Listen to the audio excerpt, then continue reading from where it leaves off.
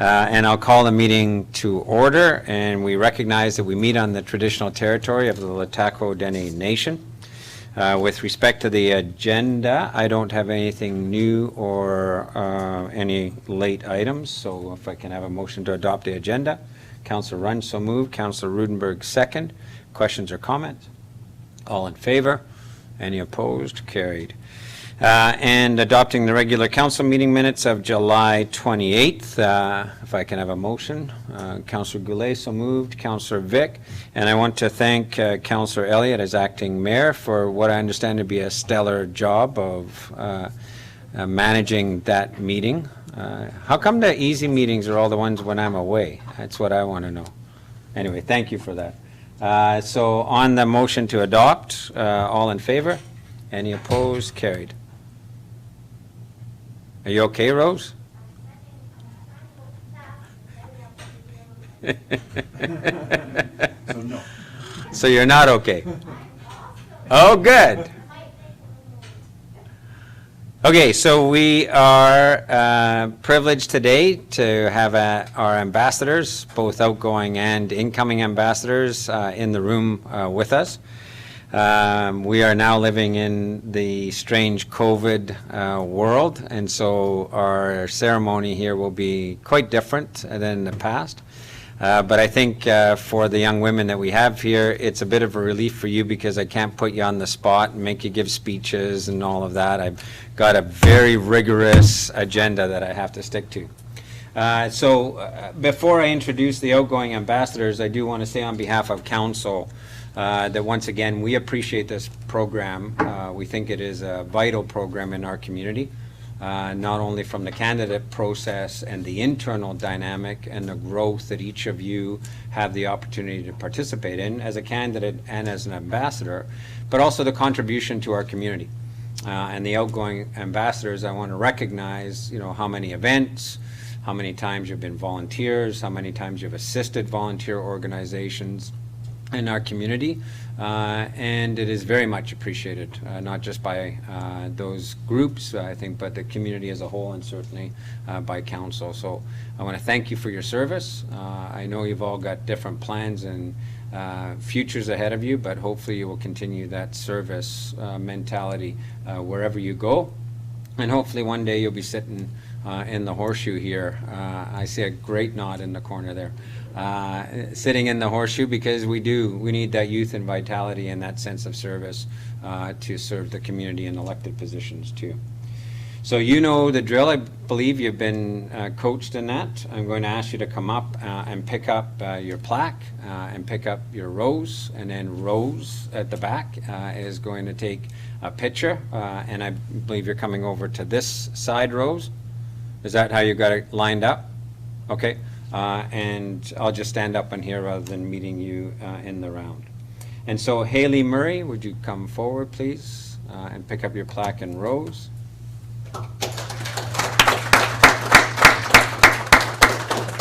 Now the ambassadors are demonstrating to the community and the importance of masks, and in honor of that, I will be participating in that as well. Wait, I don't know how to put these things on. Usually my wife puts it on for me, but it's more of a muzzle at that time than a mask, so. I think you have it on upside down. Does it matter? Yeah. Can I still breathe? Yeah, there's a little thing on See, that's look. supposed to go on the top so that it fits to your nose. You're so right. That's why I need my wife. Okay.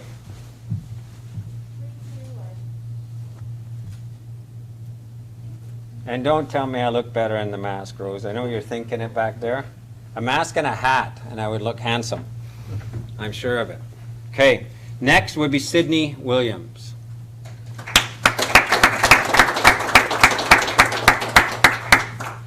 And Sydney was the one whose head was nodding that she's going to join us up here at some point. So I hope that's true. Come on over on this side.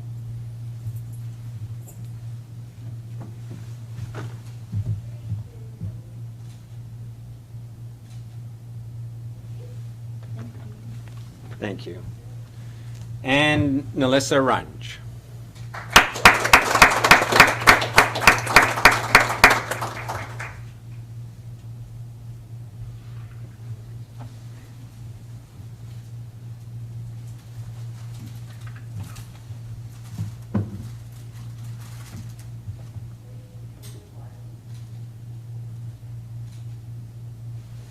Thank you, Melissa. And now our incoming ambassadors. Sarah Footit. Is that right? I've got a Scottish pronunciation. Whenever you put two O's together, I struggle with it. How do you pronounce your name? Footit. Sarah Footit.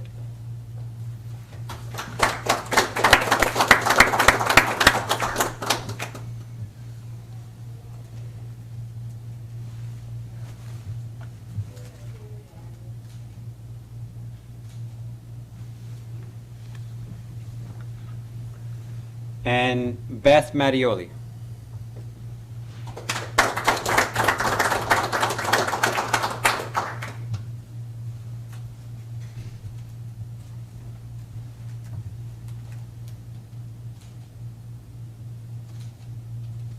Thank you, Beth. And Jadacia Barker, is that correct? Jadacia? Jadacia. Okay.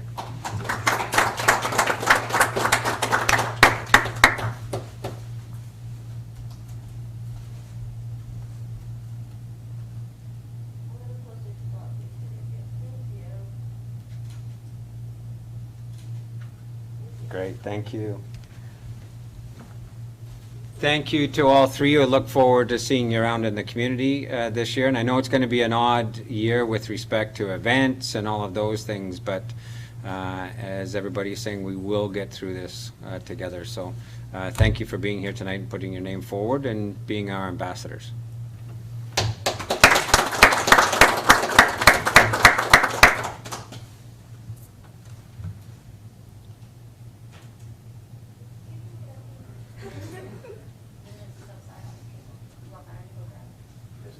What is it you wanting?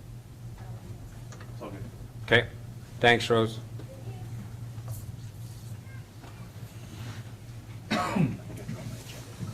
Oh. Okay. It's warm here tonight.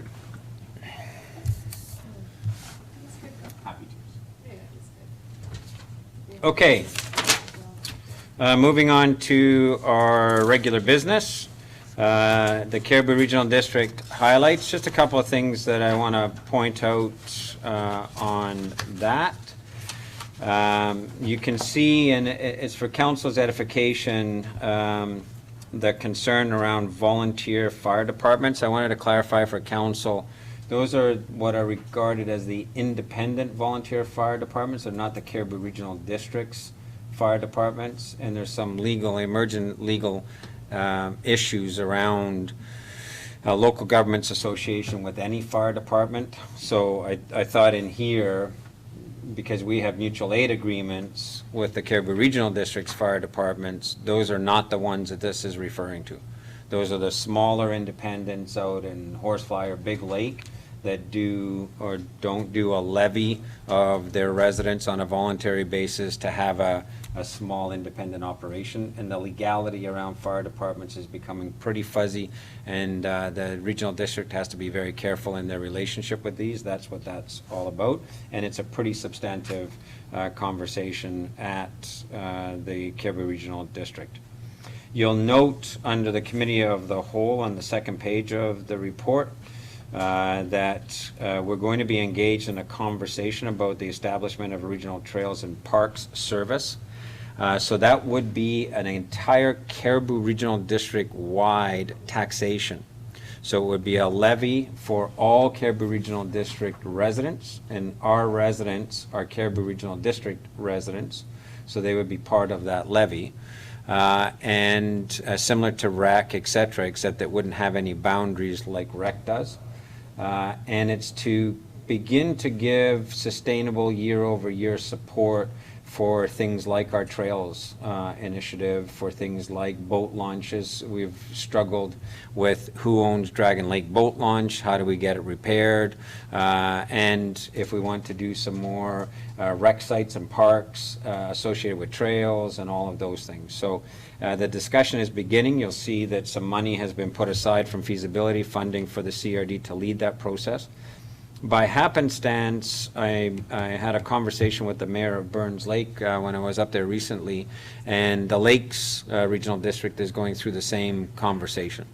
They are looking at a very similar levy, and I think it's an essential way between that and the community forest. It's an essential way for us to have consistent year-over-year funding for some of the new recreation amenities that we want to build. So stay tuned. I believe it will be the CAO and the chair of the board will be coming to talk to us at some point, and it will require a council resolution at some point to buy in on that. The other piece that you'll see here is the Maple Drive street lighting.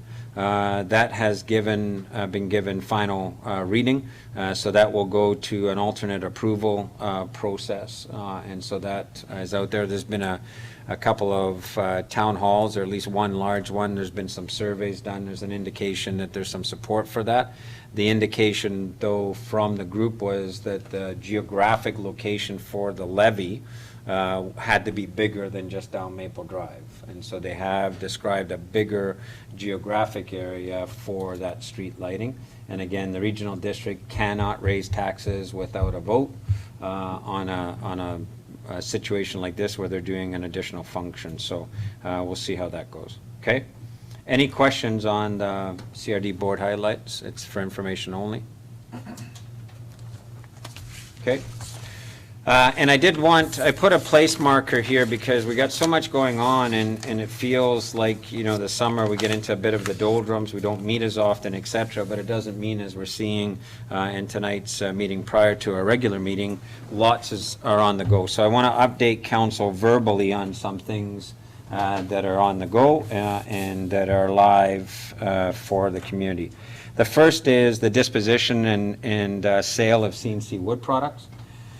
So it's now owned by Quesnel Investment Corporation. That caused some confusion in the community, to say the least, because if you recall, part of us stimulating an interest in the investment community to buy into that mill, I was very deliberate in going out with the sanction of the chiefs of our First Nations here and saying, we are so interested in seeing that enterprise continue that we would be even interested in doing it as a community corporation of some kind.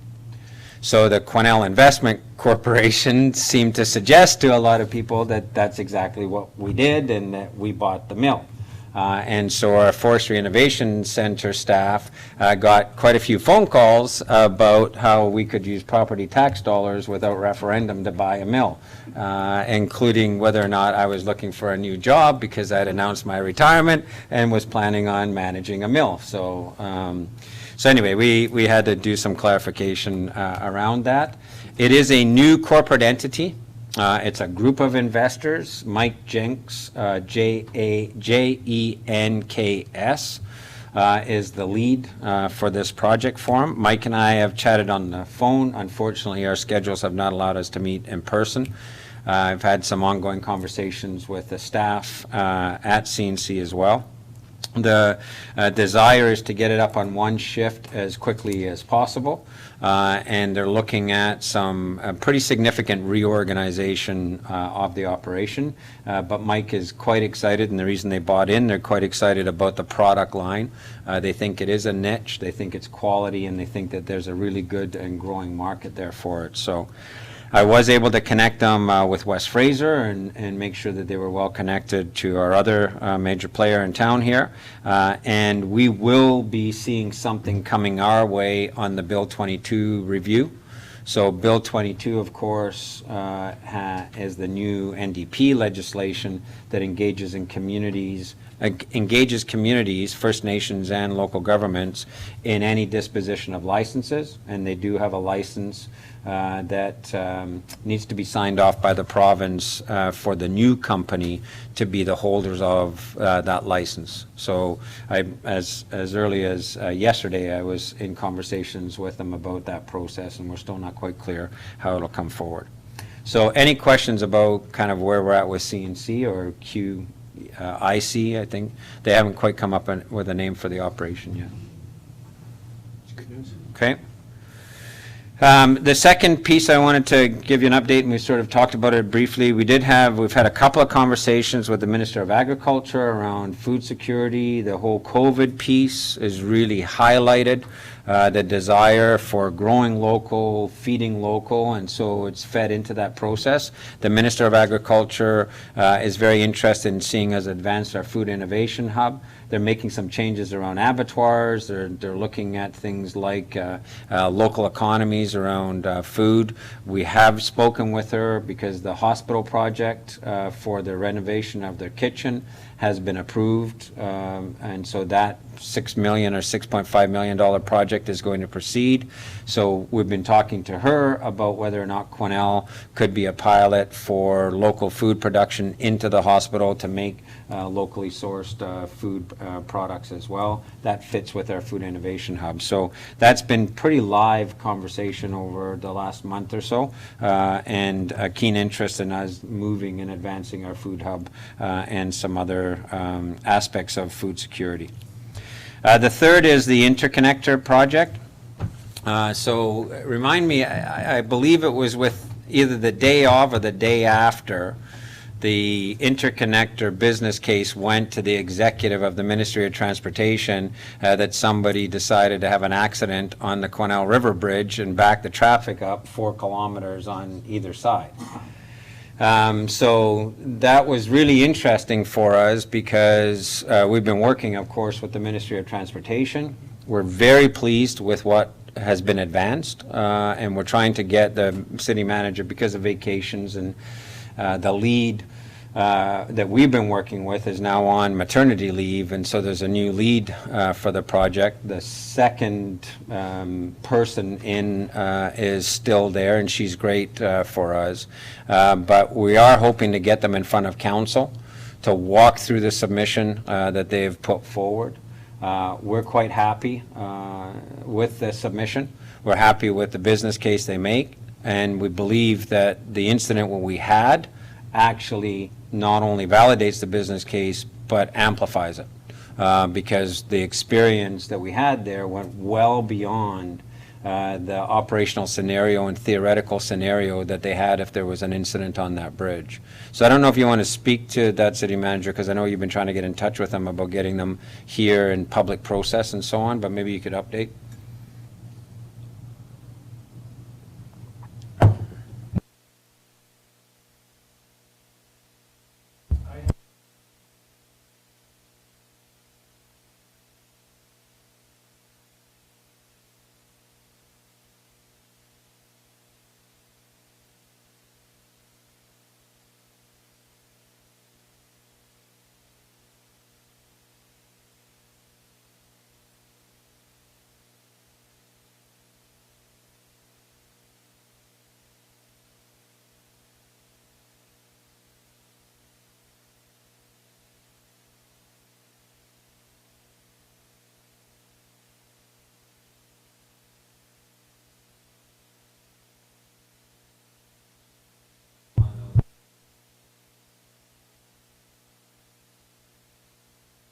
Don't talk to us, talk to the MLA and talk to the Minister of Transportation, right?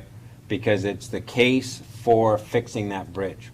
Johnson Bridge is not a solution to Highway 97 problems, and we need to be crystal clear about that. I will be working through the fall with the Minister of Transportation, because now the business case is put forward. We need some funding freed up to now take it to the next level, and then making it a submission on behalf of the province to the federal government for the actual funding for the project itself. And of course, because of the state of the bridges, there's a decision coming up as to whether we just get the bridges replaced or we get the whole interconnector. And the nominal addition of that 4-lane strip of highway, it makes no sense not to do it as a full project. Okay, so we'll hopefully get Modi up here sometime this fall. We've asked them to do some public engagement so the public knows it's advancing. But again, I'd remind council, all the work we're doing around Laborde Park, the museum, the move of the Gold Pan, the RV campground park, is all building in advance of that interconnector becoming a reality, and the road between Laborde Park, the train station, and Johnson area being just city traffic. So that's something that we have to keep in mind. Any questions about the interconnector piece? Okay. The next two are related. The community forest agreement, we had a very good meeting, and kudos to Erin Robinson, our manager for community for forestry initiatives. She both chaired the meeting and facilitated note take for it because Lacey was away. We are advancing that conversation, and quite frankly, I think we're advancing it, at a relatively fast pace, given the complexities associated with the partnership arrangement that we're trying to foster. So we are trying to move it ahead as a potential partnership between ourselves and the regional district and the 4 bands that will be involved: LHTAKO, NASCO, Cluscus, and Estella. Unfortunately, Estella was not able to attend the meeting, but they've been followed up with. We have an agreement that we're looking at a contiguous land base that would be around the interface, but that contiguous land base wouldn't be a circle. It would be a land base centered on Quesnel with, fingers out that make sense for continuous habitat, or for fire protection, or for trails, or for viewscape, or whatever the case may be. So that seems to have resolved itself. We are looking at LHTAKO DENE Nation making itself available to receive a non-replaceable forest license. The government can direct award a non-replaceable forest license to a First Nation. And if we can pull that off, that would make the whole community forest initiative self-funded. The business estimate to get the community forest up and running, all plans in place to get to that first cut, is about $600,000, about $300,000 a year for about 2 years. So if we can get the non-replaceable forest license for the current undercut that's there in the community forest apportionment, that would make it a self-funded process. And in today's market, we may actually begin to see some revenue flow to help us with some of our other amenities like trails development and maintenance and so on. So that was pretty exciting that we were able to get to that point. The next meeting, we're hoping to have the process broken into a technical working group where the technicians, with direction from the leadership group, start to go and do some of the real work of identifying land base, looking for where the volume would come from, starting to work on forest stewardship plans, etc., and the leadership group that sets the context and direction. We have a little bit of a struggle with the regional district at this point, quite frankly, and it's going to come to their board meeting, I think it's September 10th or whatever it is, where they have to make a decision. Because they can't move as fast as the rest of the governments can, because they don't have taxation authority, they don't have the same flexibility we have. Their board process requires them, they don't have the delegated authority of a mayor or a chief or whatever to do things. Plus, what they were trying to suggest is Director Massier, for example, could be on both the technical team and the leader team. And we were saying, no, that doesn't work for us. We can't have our city staff on the technical team engaged with a director from the regional district. So we are working through those issues with the regional district. Cluscus is also in a position, because their First Nations territory is so far out, that they need to understand more clearly what they get by being a participant and what the benefits are for them. So there's still some looseness in the membership, but we are expecting a letter from the Minister of Forests to the current 6 partners inviting them to apply, which is the next legal step that we need, and we expect that letter sometime in September. And that's the letter we've been waiting for since 1987. So it's been a bit of a haul, but if we can get that letter in our hands, then we're on that first step of actually formalizing a community forest for Quesnel. So that's where we're at on the community forest. Questions or comments on that?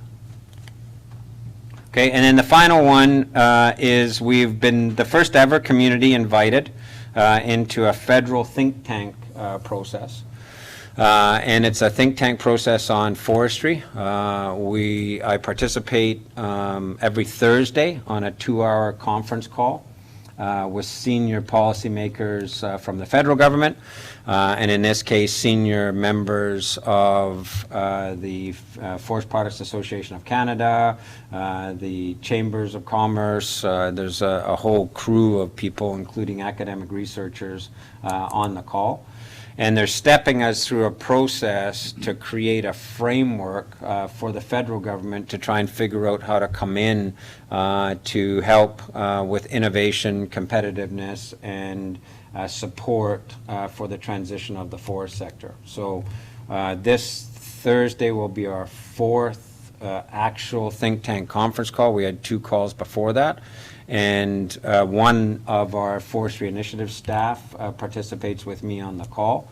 And they're pretty interesting calls. And I think we are actually, the more times I hear that's really interesting from the contribution we make than the usual players they have, I think we bring a bit of a grounded reality to the process that they're not used to having.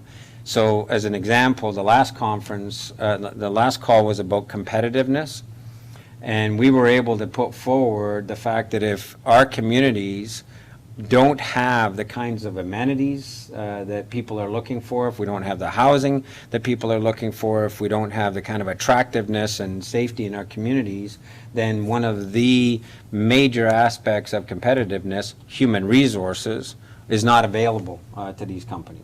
So they have to look at through the lens of community, and we were able to tie that into the federal infrastructure programs.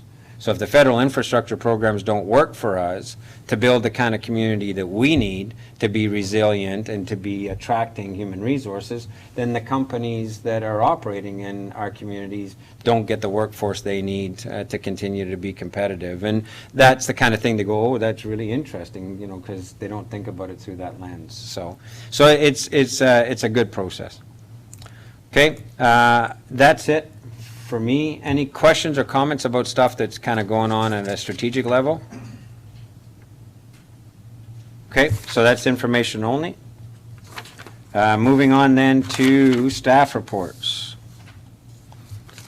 Okay, city manager, a quick COVID update. Thank you, Mr. Mayor. So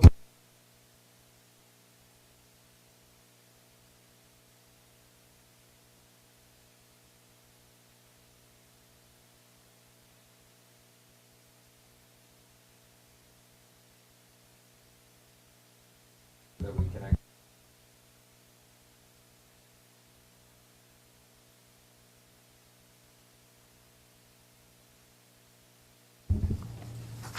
thank you. So council has heard a number of these issues before, so I will go fairly quickly through them. One of the new things that we're doing is contact tracing for meetings.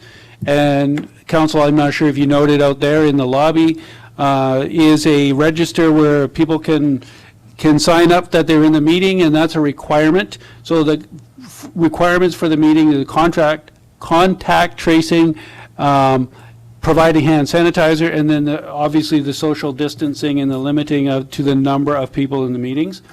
So that has started, and we will be doing it in the lobby for both council and joint planning committee meetings. And then any visitors who come into City Hall must check in down at the front desk now, and we will do that tracing and make sure that we're tracking names. Other issues that we have, RCMP, there are new fines just been announced last week, and it's been on the news quite a bit, and about fines that have been giving out at $2,300. That is for organizations and event planners and facility managers that are not following the COVID rules. So, and the COVID rules are more than just, it's got to be under 50. It has to be under 50. people have to be spaced appropriately, and again, sanitizer has to be offered. So for those really egregious behaviors, and in the phone call we had with the ministry, they kept calling them the bad apples. So for the bad apples, there's a new $2,000 fine. In addition, for individuals who refuse to leave, there's a $200 fine, plus the victim surcharge on top of that, turning it into $230. So the RCMP are enabled to put those fines down, as well as any compliance and enforcement employees of the province. So that would be conservation officers or some of the forestry type enforcement, or alcohol and cannabis inspectors. So that's a new thing. There has been, the first couple have been issued already. There was one in Victoria just issued.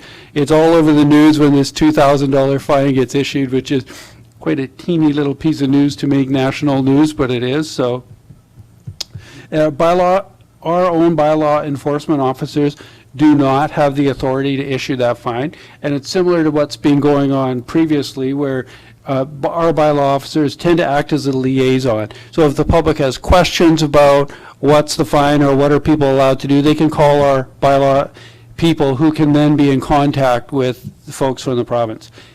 Just so you know, we're not getting a lot of calls. I was concerned at the start that our bylaw officers would get swamped with this. I was told last week that in the previous 3 weeks, there had only been one call to the bylaw officer. So those calls have definitely slowed down. So some other actions that are happening at the airport, we've been informed by Central Mountain that there's no scheduled flights until at least October 31st. And I would suspect that could go longer, but that's what we've been informed, is October 31st. Our terminal building is closed, continues to be closed to the public, but the runway is open for private flights. For BC Transit, regular service has resumed. Face masks are now mandatory on transit, and that is as of this last Monday, yesterday, and full fares have resumed as well. Recreation, this is sub-regional rec, but just so we get the full flavor of what's going on, the Arts and Rec Center is open, except for the saunas and the hot tub, and the programming and the swim club have both restarted. The arenas, Arena 2 is opening for youth rentals as of September 14th. The West Fraser, the plan is to open as of September 21st. Again, for youth rentals, and adult ice rentals start on October 5th. Some of you may have heard that Stage 3 return to play by the province is just starting up. And that's actually really, I think, positive for the various groups. It means that instead of getting together with a sports team and just doing drills and trying to maintain that strict distancing, that they can actually play games, and the schools are handling that by doing that within the cohorts. So there's certain classes that the kids hang out with from other classes, so they have a cohort system, but even for some of the various groups, they will be able to, may not have a cohort system, but be able to actually play some games and get back to more normalized sports. That is it. If you have any questions, I'd be happy to answer them. Councillor Rudenberg? Thank you. So the contact tracing piece, so today I came upstairs for a meeting and I didn't go. Should I be going to the front desk as a counselor, letting them know I'm here? Thank you. No, councilors or all city employees don't need to. And the point behind contact tracing is that if there's an incident, that we can get a hold of everyone who was in the location. We know your contact information. So if we did have an incident, and there was in another municipality in BC fairly recently, Enderby did have an incident where they're going into a more strict lockdown in their city hall. If we were to have an incident like that, we would put out, if you were in the building at such and such a time, so you would still need to know when you're in the building, but we certainly have your contact information. Yeah, and I think the staff also manage my calendar, so people who are meeting with me are de facto contact trace because they're in my calendar as well, right? So, okay. Councillor Runge? Thank you. With regards to busing facilities and arenas, do we have any early number indications here of what's been going on? Have the numbers started to go up? can we get that in the next meeting? Sorry, I'm going to cut that off. We really should leave that for joint planning. Those enterprises are, and we'll have the dates. We've got a joint planning meeting coming up shortly. So it's one of those pieces of information I know our directors on the CRD will be interested in too, so let's share it with them. Okay. Councillor Vic? This might not be appropriate either, but I was just curious if, in light of other municipalities keeping their arenas closed and ours are opening, have we been taking interest from other communities to rent our ice? Yeah, I mean, other communities are open. Director Norman can speak to it, but we were just up in Prince George. They've been open for quite some time, and a lot of our folks are up there. Williams Lake has had a facility open for quite a long time, and lots of our folks are going down there. So we're not leading the process of opening. Director Norman, you want to comment? Yeah, no, so we did have conversations with a lot of the ICE user groups, and we decided on dates to open the facility. As the mayor's pointed out, we're certainly not going to be the first ICE arena to be open. You know, there was some expressed interest, but there was no organized groups that came forward. We did talk to some individual parents who were interested in ice time, but of course, in order to put the ice in, we really need a commitment for some significant, you know, say 40 hours a week of ice time in order to justify firing up the plant and putting ice in, and we just didn't have the organized bookings that we would need to do that until September 14th. And so to Councillor Runge's comment, though, I would ask and make sure that on the agenda for our September 8th joint planning meeting that we do get the update and get a sense of what's going on, and so our partners will get that update at the same time. Okay. Any other questions for the city manager? Thank you for that. You make a great delegation. It was, you know. Okay, moving on then, our planning technician, Lyndon Hunter, on the Aspen Heights Department. Thank you, Mr. Mayor. The purpose of this report is to review the form and character of the fencing project for the Aspen Heights Apartments. This is at 951 1051 Abbott Drive. The proposed development requires a variance to the height of the fencing in the required front yard. The owner of the property is intending to install this fencing for security purposes. There's a justification letter attached to this report. The owner is not intending to install an automatic vehicle gate immediately, but wishes to construct the fencing in such a way that a gate can be easily added in the future. So it should be considered when reviewing this application. Just to go over a little bit of background information, the applicant is proposing to install a 1.82 meter tall fence around the entire Aspen Heights property. The proposed fencing material is to be gray, non-transparent metal planks. To review zoning, all residential property, whether that be low density or high densities, such as this application, they must all follow the regulations described in section 4.11.1A of zoning bylaw 1880, which is shown below. So loosely, it just states that fencing located in the required front yard cannot exceed 1.2 meters in height. Of course, the proposed fencing height for this project is 1.82 meters, which is over that amount. Proposed fence height is acceptable for all the side and rear yards, but of course the variance is required for the front. Now for the development permit area guidelines, the section I wish to highlight is the SEPTED considerations. And in case anyone is unaware, SEPTED is an abbreviation for crime prevention through environmental design.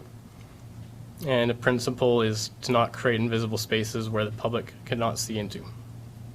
So the proposed fencing does create an invisible space to some degree, as the fencing material would be non-transparent. However, a large portion of the property is actually not visible from Abbott Drive anyways because of the slope up to the property, and that's represented in the orthophoto attached. So on the orthophoto attached, there are teal lines on there, and those are contour elevations, and each line represent a 1 meter change in elevation.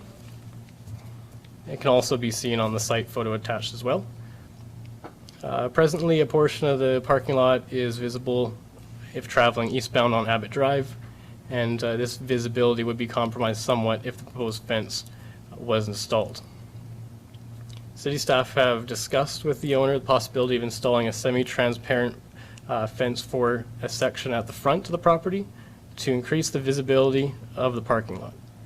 City staff's recommendation to council leaves this option open for the owner as long as the semi-transparent fencing is compatible in terms of form and character. And on to the recommendation, staff's recommendation to council, that council approve DP 2020-30 for the installation of a fence around the entire perimeter of Lot 1, District Lot 703, Cariboo Land District Plan 26,546, as proposed on the attached plans. And that council approves varying section 4.11.1A of the City of Quesnel zoning bylaw number 1880, 2019, to permit 1.82 meter high fencing located in the required front yard, subject to the applicant obtaining access approval from the fire department and public works department prior to an automatic vehicle gate being installed. Councillor Runge, are you making the recommendation or you got questions? I guess we have to make the recommendation first. No, we don't need to. If you've got questions, it's okay. Yep. I'm just not 100% sure. You said, I believe I heard two different things. Are we asking for a semi-transparent in the front? Or is your recommendation to have a solid 6-foot fence in the front? So the recommendation leaves it open so that right now the application that came into city staff is that it will be a non-transparent metal fence that's going to be 1.82 meters high, 6 feet. And we discussed with the applicant that due to the lack of visibility, if that fence were installed, that it may be in their best interests to install a transparent fence such as maybe chain link, but it would have to fit the form and character. So it couldn't be, say, a wooden fence that would be off color compared to what they're proposing. Go ahead. It still doesn't answer the question, because in the report here, it's asking us to okay a 6-foot solid fence. That's very different than okaying a 6-foot solid fence in the front. I just have to know which one we're actually discussing. So just for clarification, the variance is on the height of the fence. Yes, the variance for the height of the fence in the front yard. Yeah. So that's the portion of the fence that the entire fencing around the entire property is 6 feet tall, and that's permitted on the sides and rear yards, but it's just the front yard that requires the variance. So the variance is for the height of the fence? What the planning department is saying is they are working with the proponent to see if it's possible within form and character to get something that's a bit more transparent than a closed one. But the variance is actually just for the height of the fence. Okay? Okay, other questions or comments by council? Can I have a motion on the report or recommendation? Councillor Rudenberg on the recommendation. Councillor Vic, second. Any further questions or comments? Councillor Paul. Thank you. Further to Councillor Runge's concern, I share that concern, given the fact that this could be the beginning of a slippery slope. I mean, if we grant this one, then we're basically setting a precedent to approve other ones. If there was a proviso in there that the top 2 feet or 1 feet be transparent or semi-transparent, I might be able to go along with it, but I can't on that basis, that it's solid right to the top of the 6 feet. So, Councillor Paul, you ought to know there is no such thing as a slippery slope when it comes to council. Each decision is unique. Each decision is at the discretion of council. So every decision is on its merits. Staff have indicated that they have no issues if it's closed or not in this case, and so that's what the vote is on the basis of. The vote is never on the basis of what the next one might look like. The vote is on the basis of the one that you have in front of you. Councillor Runge. Yeah, sorry to belabor this point. Speaking of, I'm okay with saying yes to a variance that allows transparency in the front. If I'm voting for a solid fence, so then I'm not okay with it. So I don't want to muddle our So let's be decision. crystal clear. You are voting the staff recommendation, and it's a height variance. That's what you're voting on. So we don't have something in the bylaw that says anytime we do variances for height in the frontage, that it has to be transparent, or that fences have to be see-through, or they have to be chain link. We don't legislate at that level. It is a height variance. Okay? So that's all that's in front of council, is a height variance. If staff can, they will attempt to make it more transparent on the front. Okay? So the vote that you've got in front of you is pretty clear to me, and if you don't like the fact that it's going to be a 6-foot fence, vote against it. Okay? Councillor Vic. Yeah, I'm going to vote in favor of this motion. I think if you consider the proponent's letter, I think it's clear that this area of our community has some challenges, and I commend this. This is a newer property owner. He's a new owner. He's doing his best to remedy some of those issues.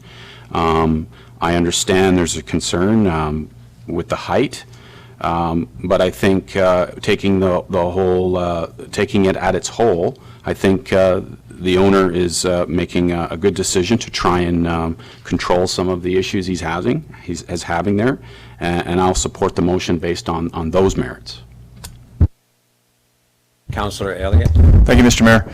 I too will be supporting this initiative. Kudos, as mentioned from Councillor Vic, to the new owner for multiple reasons, trying to make the area safer, but this is quite an investment as well. I have absolutely no concerns about whether it's transparent or not. Okay. Councillor Runge. So I'll be voting against this motion based on the aforementioned non-choice that we have.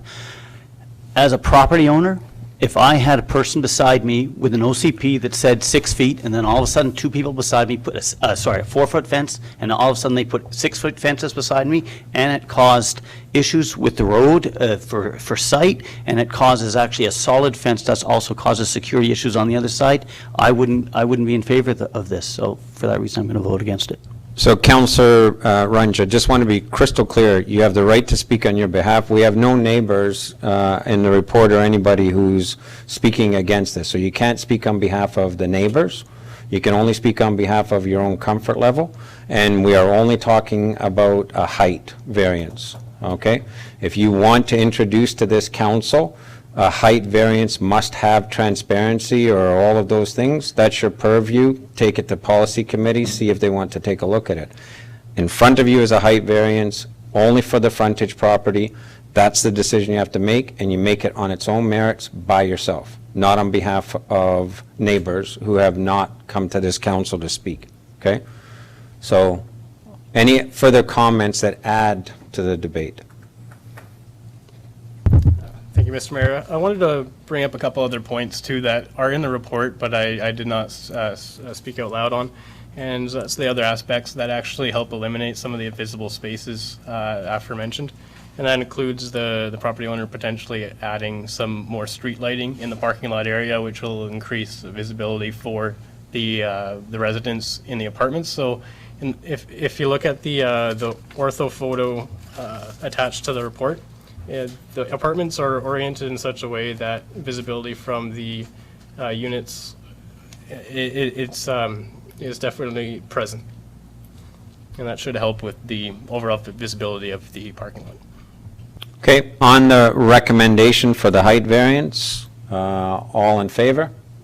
Opposed? Okay, yeah, Councillor Paul wants his recorded. Councillor Runge? Okay, that motion is passed. Next, our carbon review coordinator to report on the zero emissions vehicle. Thank you, Mayor Simpson. There's currently an opportunity through Natural Resources Canada for a zero emissions vehicle awareness program. They have had programs in the past for funding infrastructure. This one is currently to really increase the adoption of zero emission vehicles.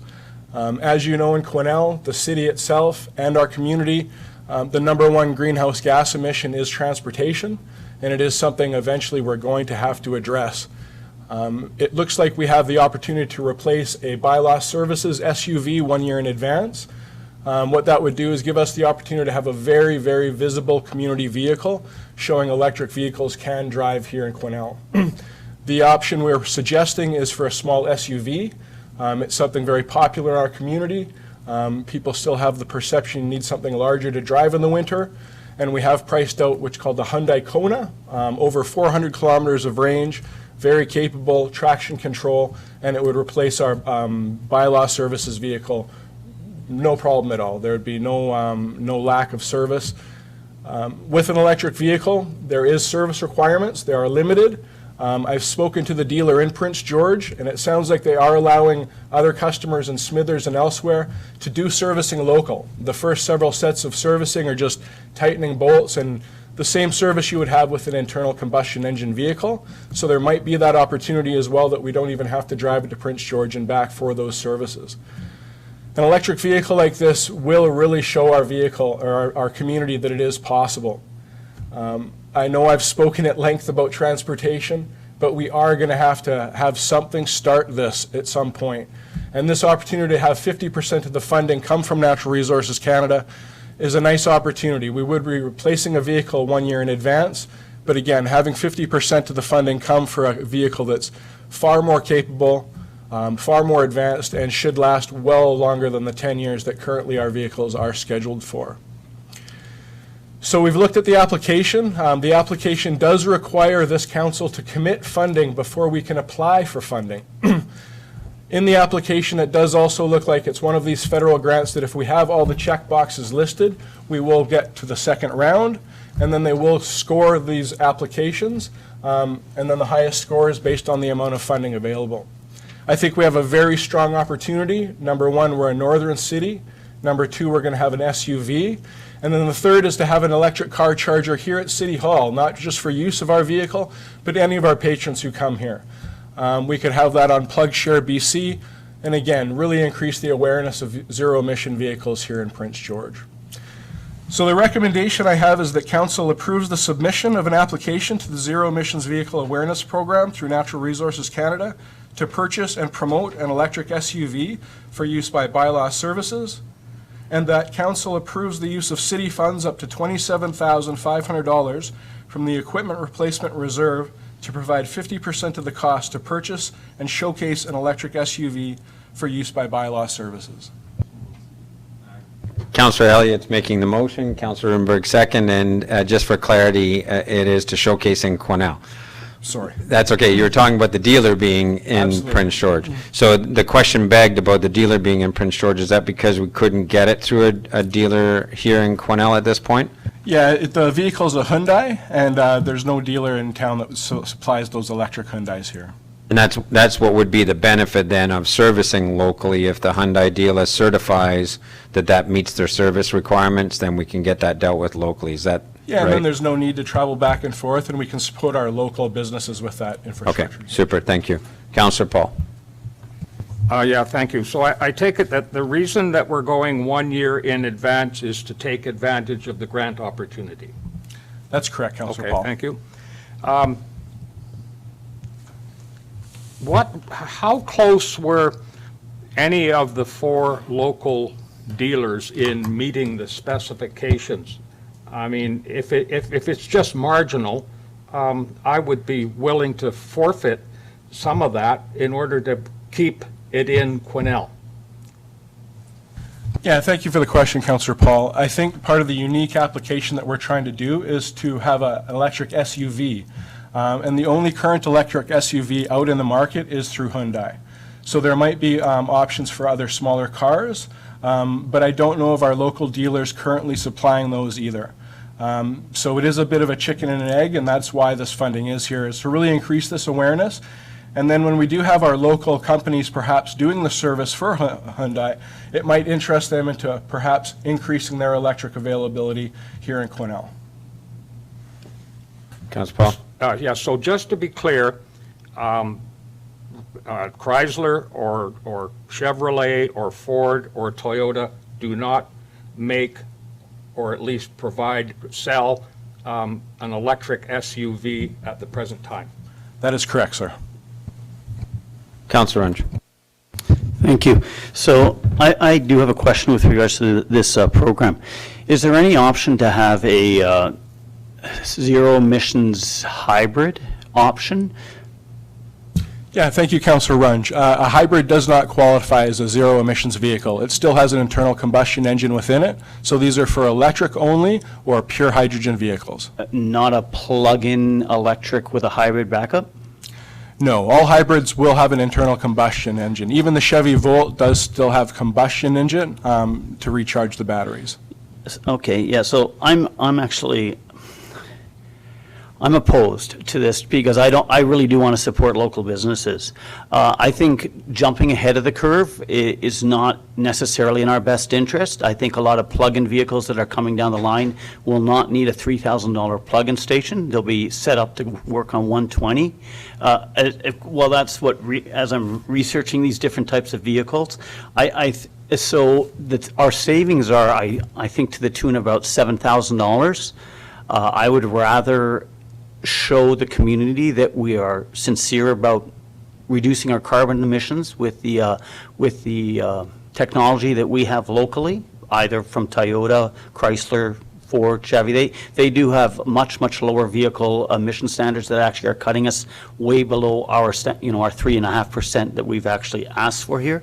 So I understand the allure of the pure zero emissions vehicle. I just don't So, think it's... Councillor Runge, just so we're crystal clear, this is a zero emissions vehicle program, not a nominal emissions program, but a zero emissions program. That's why only the electric vehicles apply for this program. Yeah, So it's basically like all of our other grant applications, And with due just so you're clear? Yeah, I'm actually very clear, but with due respect, we will have to do servicing up in Prince George. Every time we do servicing up in Prince George, it's 1 day of a cost of an employee, $300 plus. That Yeah, very quickly. And I have no there's issues benefit with there. that. That's the merits of the decision you have in Okay, front of yeah, you. thank you. Mr. Albin has indicated that he's trying to work on that, but wishing and praying that the grant application was for something other than zero emissions, that's the point I'm making. So like all of our grant applications, council always has the decision of whether we bend our strategy to meet the grant application or not. That's the decision in front of us, and we're free to make that decision. Councillor Elliott. Yeah, thank you, Mr. Mayor. I'm pretty excited about the possibility moving forward on this. Thank you for the hard work. I think that we should, anytime a government is going to come forward with an initiative of paying 50% of our price tag on like for this example, an automobile that has to be replaced anyway, I think we should take advantage of this, and it's very cutting edge. We've heard that other communities have dealerships that are getting on board to do the servicing, so I'm hoping that that will alleviate our trips to Prince George, maybe not in the first place to tighten the bolts and get it down and operational perfectly, but I'm all for this, and I think the visuals for our community, especially with an SUV, is just going to enhance it and let people know that, and that's been one of my concerns right from the beginning. You know, can an electric vehicle actually handle what we've got in Quesnel in our winters? So I'm excited with moving forward on this potentially. Councillor Vic. Thank you. I think this is an exciting opportunity to educate local citizens about the merits of zero-emission vehicles. And I think it's worth the chance, I guess, that we'll be successful in that endeavor. The only I guess issue or question I have is your language of perhaps being able to give our local businesses an opportunity to service this vehicle. Councilor Runge made an excellent point about the cost of servicing a vehicle outside of our community. So is there any way we can improve on the language of perhaps to make this more palatable for sort of our local economy and frankly a cost savings issue? Thank you, Councillor Vic. I was trying to get the service manager of the Prince George dealership to confirm about this before today's meeting. I did not get word back. I had conversation with two separate salesmen who said they have sold many of these vehicles to Smithers. and for whatever reason in Smithers, but Smithers has been doing their local servicing, and it has been meeting the requirements for the warranty. I was looking for something a little more secure and in paper to provide council. I'm hoping to still get that for you. That's the best I can do, unfortunately. Okay, Councillor Paul? Yes, can we say with any degree of confidence that this grant opportunity is just a one-time deal, that this grant opportunity will not be reopened? Well, Councillor Paul, it's hard for me to comment on that. The zero emissions vehicle funding, they've had infrastructure previously for chargers. This is the first time I've seen a 50% for vehicles. But honestly, I believe there will be a lot more funding coming out in the next few years as we understand how important transportation is to address. But I have not seen any previously, and I do not see any imminent in the future. In fact, I think for the most part, the rebate program is softening even for private purchases because they are becoming more normative vehicles. And so the federal and provincial governments are softening their rebate program. So I think the fact that we've got a vehicle program here, and again, there's no guarantee we get it. It's going to be probably quite competitive and hence, putting an SUV in for northern community and all of that stuff. So the council, I think, is clear. The choice is we take a chance on this, go ahead with it, or we replace this vehicle at full cost with something a year from now. So we have an opportunity to replace a vehicle at half price. Councillor Wrench. I guess it's going to be my last 2 cents worth on this one. I'm really torn. I go back to local versus non-local on everything. If this is one vehicle we purchase, and 3 years from now, because it looks, all indicators are that all the big manufacturers are actually going to produce these, we get a local supplier, we will still have that oddball out vehicle that we're going to be servicing. So, for that reason, I go against this. I think we're going to have these options again in the future. Okay, so just for clarity, Councillor Wrench, and maybe, the city manager or the director of finance can speak to it. We are often purchasing, we purchase our fire trucks from away because they're specialty. We purchase a lot of our public works vehicles from away because they're specialty vehicles, et cetera. We don't always have the option of purchasing local. What are we doing with our fleet that we're replacing now? How is that going? So again, it depends. All the pickups we buy locally, but all the bigger pieces of equipment, we do have to go out of town because there's just not vendors here, right? Yeah. So we always try to buy local. Our procurement policy is local. But in circumstances where local is not available, we don't wait until local is available. We then take it to wherever the market is. So just so we're crystal clear on that. Councillor Rittenberg. Thank you, and I think this is an exciting opportunity for us to showcase this whole piece. I mean, if we're going to walk the walk, then we have to start somewhere. I'd rather start sooner than later if we have an opportunity for a 50% rebate back. I also think that our own local garages, et cetera, are going to start stepping up to the fact that there are going to be more electric vehicles in the community at some point in time. And so they're going to start training their employees on how to deal with this. So this is kind of I know it's a little, cart before the horse right now, but I think this is that impetus that's going to start rolling out as more and more people in the north start to invest in electric vehicles. So I will be supporting this opportunity. Okay, Thank you Councillor. for that, Councillor. If I could just follow up. Go ahead. I just wanted to mention as well that the service needed on electric vehicles is substantially less, to the point the BC government's identified that there's going to be a oversupply of mechanics in this province. They're worried about truck drivers and auto mechanics. So just to let you know that electric vehicles on average have about 40 moving parts compared to 3,000 in an internal combustion engine. You don't have to be a mechanic to understand that that is a far less amount of maintenance, and that we'll see over the years as well. Okay, Councillor Elliott, and then we'll call the vote. Thank you for the opportunity to speak one more time, Mr. Mayor. For me, too, after all the discussions, I still haven't been swayed. I'll be voting in favor of this, and really, it does come down to saving the taxpayers 50% on a vehicle. Okay, so on the motion, all those in favor? Opposed? Councillor Wrench. Okay, the next report, Northern Development Initiative Trust grant application, and it will be our EDO reporting on this. So the purpose of this report is to gain council's approval to submit an application to Northern Development Initiative Trust Strategic Initiatives Fund to implement the Quesnel Waterfront Plan in the downtown precinct. The money from this grant will leverage funds from the federal gas tax and 2021 city budget for the implementation of key aspects in the downtown precinct of the Quesnel Waterfront Plan, including renovations to the entrances to the Fraser River footbridge, trail lighting along the riverfront trail from the Fraser footbridge to the hospital, and planning for Indigenous cultural interpretive elements, including the collection of interviews with elders to record knowledge, preserve language, and use for interpretive signage, augmented reality, or other displays along the riverfront trail.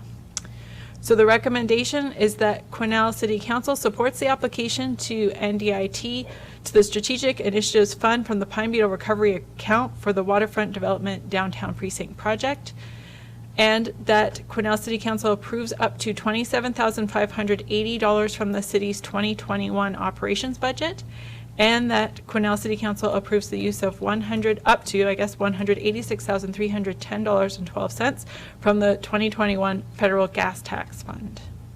And just for clarification, this isn't one of those ones that we have to parse these out. This can be a single motion, is that correct? And then the whole motion is available to the NDI board? That's right. Okay, yeah. Yep. So it can be a single motion. Councillor Elliott, so moved. Councillor Rubenberg, second. Questions or comments? Councillor Paul. I'm disappointed that we're not voting on these individually, because I do have a problem with the planning for the Indigenous Cultural Center, because I feel that the Indigenous Cultural Center started out. Sorry, I'm going to stop you. This is not about the Indigenous Cultural Center at all. So please read your reports more carefully. Well, this is about Indigenous cultural components along the waterfront. Okay, it's in preparation for No, sorry, Councillor Paul, you're wrong. So this is to look at the waterfront properties, to collect stories about how it was utilized by First Nations all along the waterfront, so we can begin to build interpretive signage. We can begin to put the documentation together so that we know where the signs belong, what cultural components they're talking to, what pieces of history we're talking to. It will also be in conjunction with the other heritage pieces that we're doing around the landing of Simon Fraser, Alexander Mackenzie, the Enterprise landing there, etc. This is just explicitly starting to gather the stories on the Indigenous side of our history. It has nothing to do with the cultural center. Okay, fine.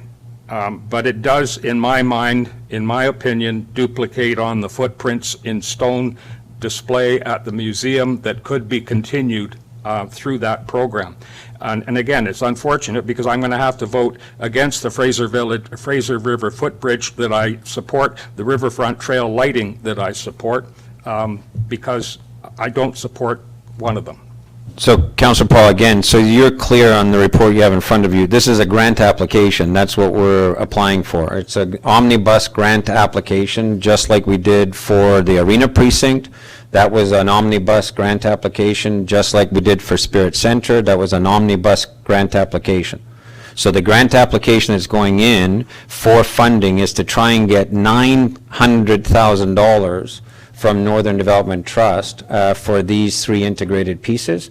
And I would remind you that the Indigenous cultural components, the idea of a heritage aspect to our riverfront trail is in Council's approved waterfront development strategy, which was unanimously supported by Council. Just further to that, Mr. Mayor, the planning for the Indigenous cultural components is the only one of the three that requires city money. The rest of it, the rest of them have gas tax and NDIT.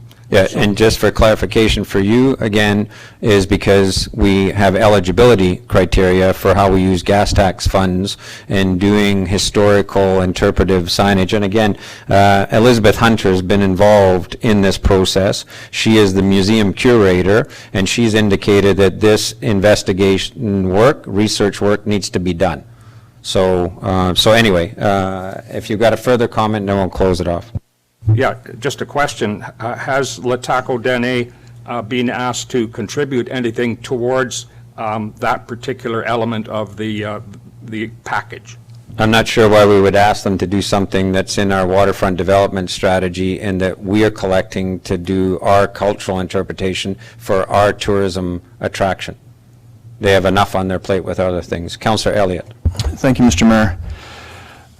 Yeah, this is everything that we've been talking about. Well, I mean, the planning for the riverfront trail lighting, I've been beating that drum for I don't know how long. Well, right from the beginning, just for a safety aspect. So to be able to wrap this all together with the Fraser footbridge renovations and also the indigenous interpretive elements that we've been talking about for a long time as well, to just show the community and the tourists, you know, what's taken place here and help First Nations bring their voices forward so that they're not lost. I think it's extremely important.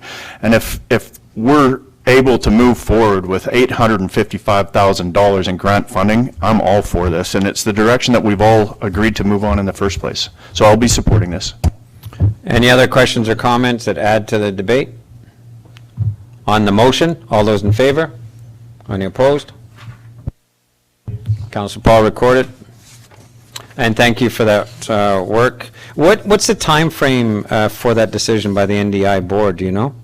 I think their board meeting is at the end of October, so, Okay. and then we could go forward. And that's one of the ones that it just goes straight to the board and then we find out after the board meeting. Okay, super. And we've been successful because this was the Arena Precinct and Spirit Center. So this is us continuing in that vein of creating these kinds of locations, so. Okay, thank you. Moving on then to council information package, if I can have a motion to receive. No, sorry, Mayor, we don't receive the SIP package because it's approved with the agenda Oh, package at sorry. the beginning. Yeah, we're stopped that. Thank you. I missed that one meeting and I completely got screwed up. Okay, so we don't receive anymore. Union of BC Municipalities response. This is for information really to make sure that council sees the UBCM response. I think we've also got news about something at UBCM or something, don't we? Councillor Rudenberg, do you want to fess up to everybody? Well, I guess I need to thank council for supporting me in my bid for first vice president of UBCM. I was acclaimed, so moving on up. So thank you very much, council, So- for your support. Congratulations, and we better get good stuff coming our way, I'm just saying. So I would just characterize this summary from UBCM where a lot of mayors were sort of asking, where's UBCM on the COVID piece? We were hearing a lot out of FCM, and we weren't hearing a lot out of UBCM. They indicated they were having ongoing dialogue with government, so this at least gives us an indication of the nature of that ongoing dialogue, and I don't think council would see anything in there that's untoward. It's of a theme of what we're saying. So, Councillor Rudenberg? So I had highlighted a bunch of stuff here, but I think the one of the really interesting pieces here is talking about infrastructure and how it relates to procurement. And given the fact that we have a lot of major projects coming up in our community, and they're talking about trying to understand that the existing trade agreements sometimes don't allow communities to take advantage of the infrastructure that's being built. So that's one of those pieces that they're looking at, trying to see if there's some ability to change up the trade agreement so that we can support our own local economy in recovery. Thank you. And when I was reading that, because we've had this discussion, there is an exigent circumstance in the New West Partnership Trade Agreement as there was in the Alberta-BC Trade Agreement. And certainly if we had an opportunity where we could do something locally with federal, provincial grants, we've been down this road where we've kind of bumped heads with the province on the arena project and various other things. But again, I would argue, we argued at that time that the mountain pine beetle was an exigent circumstance, and we had to have the right to get as much money into our local economy as we could.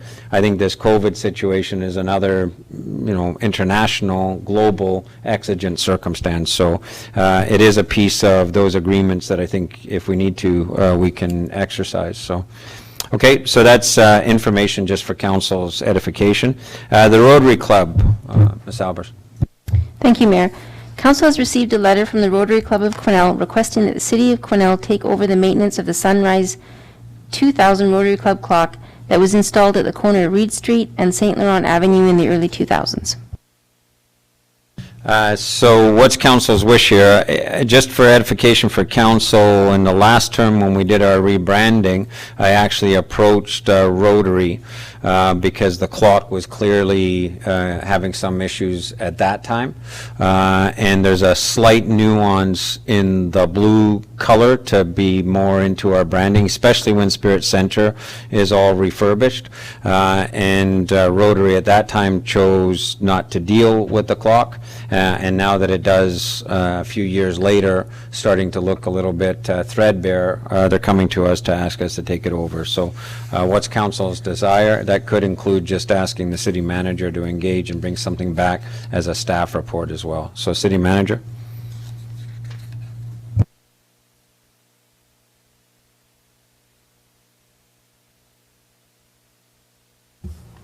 Thank you, Mr. Mayor. So we have had some discussion of this topic at a staff level, and the feeling is that it's one of those items probably similar to some of the other monuments we have, like the monument down for Remembrance Day, whereas probably every 10 years or so would maybe need a bit more of a major look at it, 4,000 or 5,000 put in for repainting or whatever, and then on a regular ongoing basis, maybe a couple $100 a year would be the expenditure level. It's difficult to predict because obviously we don't have a clock of this nature where we have some history on it, but the feeling is that, yeah, small ongoing and once in a while a bigger expenditure. So. Okay, what's council's wish then? Councillor Vic? I would ask staff to formulate some kind of agreement to maintain the clock. I think it's a popular amenity in our downtown core. I think it'd be well received in the community. It looks like they're willing to concede on the color thing if you look at the last sentence of their letter. And I think in the big scheme of things, it's a nominal cost if you sort of amortize that over a decade or two. So I would say, yeah, let's make a deal. Okay, any other comments? Councillor Elliott? Yeah, thank you, Mr. Mayor. Originally reading the report, I did have some concerns. I get that they ran into some hard times with the Sunrise, and it was their program to begin with. But you've answered the question. If it's going to be nominal and it's just going to be a couple $100 a year, I think it is a tremendous asset downtown with everything that we're doing. So I'll support staff moving forward to have those conversations. Okay. I think with the refresh of the Spirit Center, I think it needs to be refreshed too. So what I would suggest from council's edification is just come back, so talk to staff about just putting something in front of us and work with Rotary on taking it over. Is that fair? Okay, so we'll get something more formal coming back to us as opposed to just a letter from Rotary. Does that make sense to you? You've got this blank stare in your face. Well, it just seems like a lot of work for a small item that we could just approve it. And then if we can do it subject to what we talked about, the agreement that we just sign off on it, rather than bringing it back. Yeah, if that's all you need, then that's fine. I think we could get that from council now. Yeah. Okay. So Councilor Rudenberg, I saw move, and Councilor Paul move. Yeah, I think that maybe we could get non-Rotary members to vote on this, please. Councillor Vic. Councillor Goulet, are you willing to second it? Oh, you're a Rotary member now too? Councillor Runge, are you a Rotary member? Okay, so Councillor Elliott, you're a former Rotary member? Former Rotary, yeah. Okay, so Councillor Vic and Councillor Elliott? Yeah. All right. All you Rotarians who want to vote in favor, all in favor? Thank you. Okay. No bylaws, no new business. Just I am, over the next couple of days, have been, today and tomorrow, rather, meeting with council members, so there will be upcoming changes to both committee appointments and a resetting of schedules based on who's taking over chair. Any announcements of future events? Seeing none, gallery questions.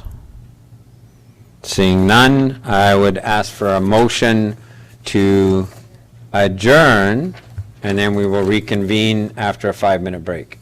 So a motion to adjourn. Councillor Rubenberg, so moved. Councillor Runge, all in favor of adjournment? Any opposed? Carried. Thank you very much.